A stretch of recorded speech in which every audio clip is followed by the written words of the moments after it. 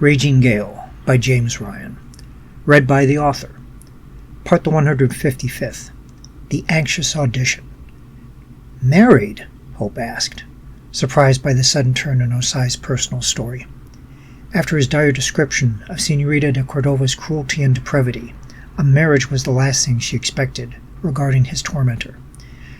She was finally married off by her father to a man in Nueva España, Osai continued, less pain in his voice for the moment. A suitor was just a name to her, nothing more than an obligation.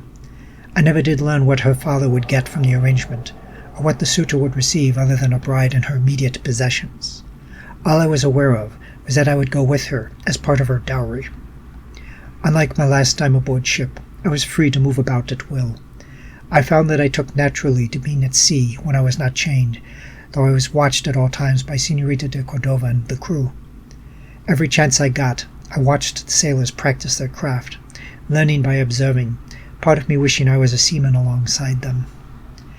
And only twice during the voyage was I in shackles. The first time was when I came aboard. They kept me in irons until we were well underway, believing that I would be discouraged from trying to flail my way ashore when we got far enough out. And the second was when Captain Dick's ship ran up the Red Pennant. He swooped down on us on our second day crossing the Yucatan Passage. She asked that they put me in chains in her cabin, believing that by holding me so tightly that I'd be his shield in case the ship was lost. Hope said nothing. She could feel in his sharply stated words the dire channel the tale was taking.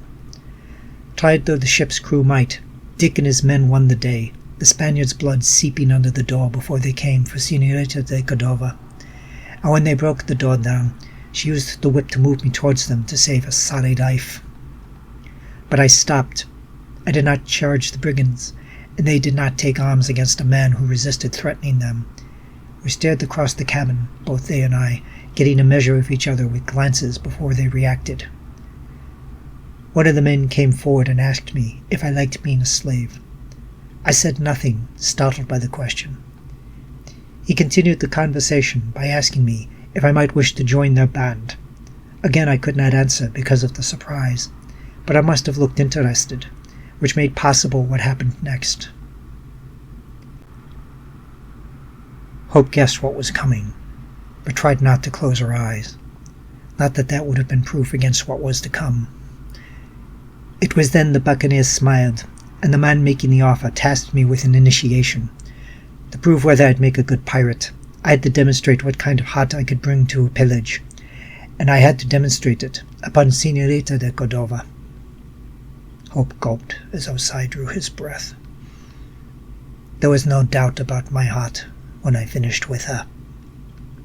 Thank you for taking this moment with me. If you want to keep up with new chapters as they get posted, please subscribe to the channel and click the bell icon for notifications for when pieces go up.